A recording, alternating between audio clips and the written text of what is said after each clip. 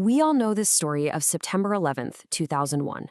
4 hijacked planes, a day that changed the world. But the story of one of those planes, United Flight 93, is different. It's the incredible story of a group of ordinary people who, in the skies over Pennsylvania, found themselves in an unimaginable situation and decided to fight back. So that's the central question, right?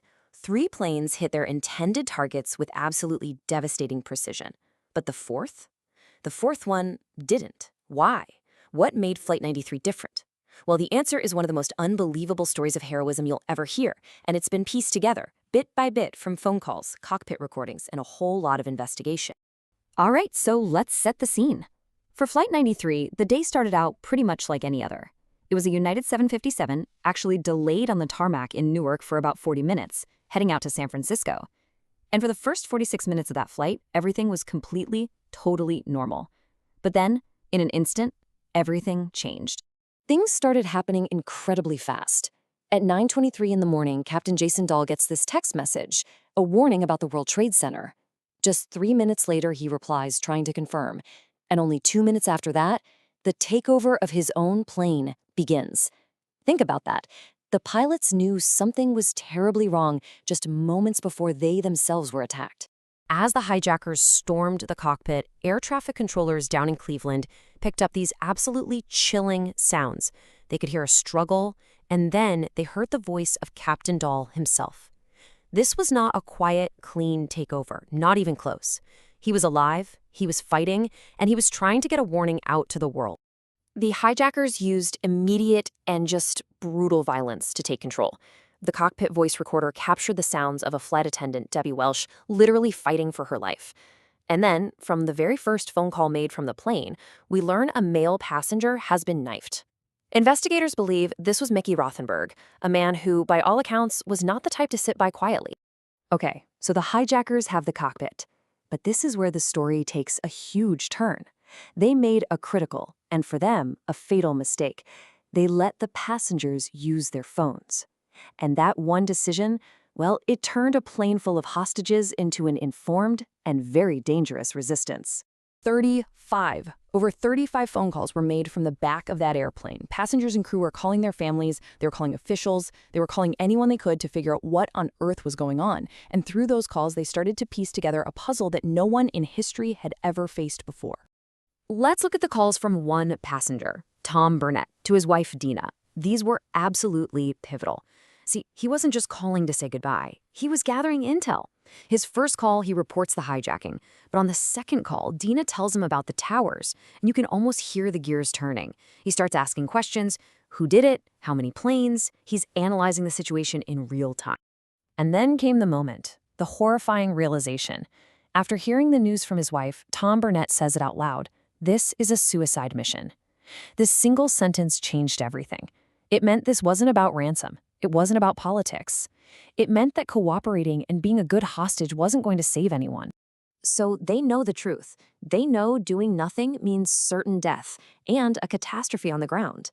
The fate of everyone on that plane, and who knows how many others, now rested on the shoulders of these strangers.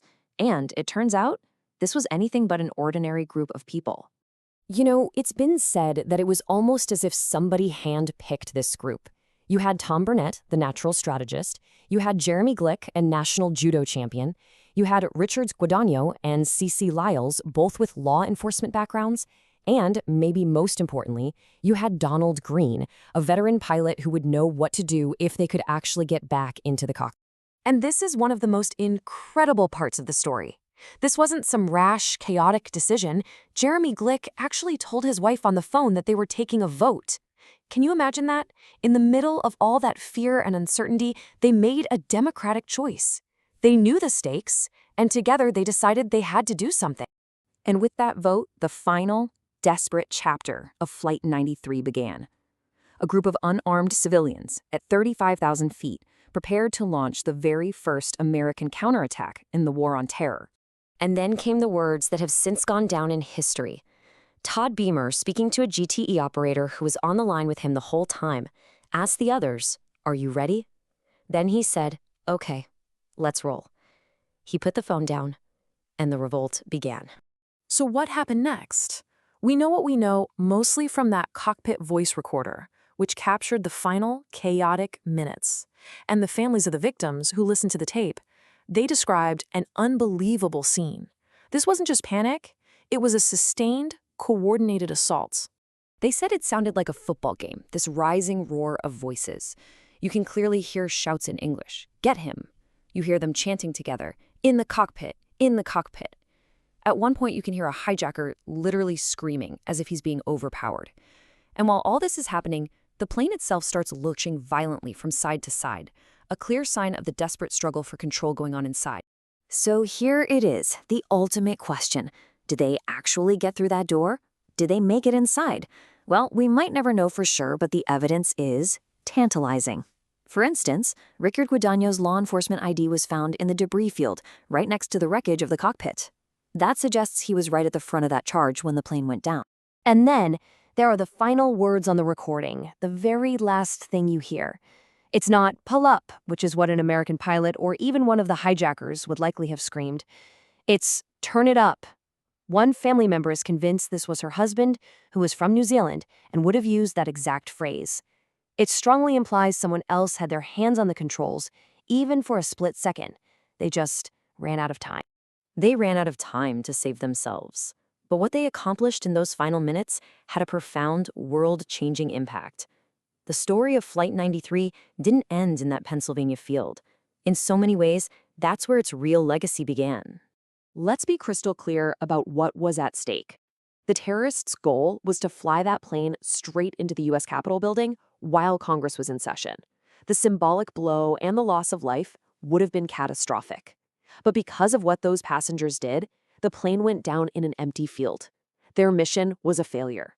The passengers and crew saved the Capitol, and they saved who knows how many lives.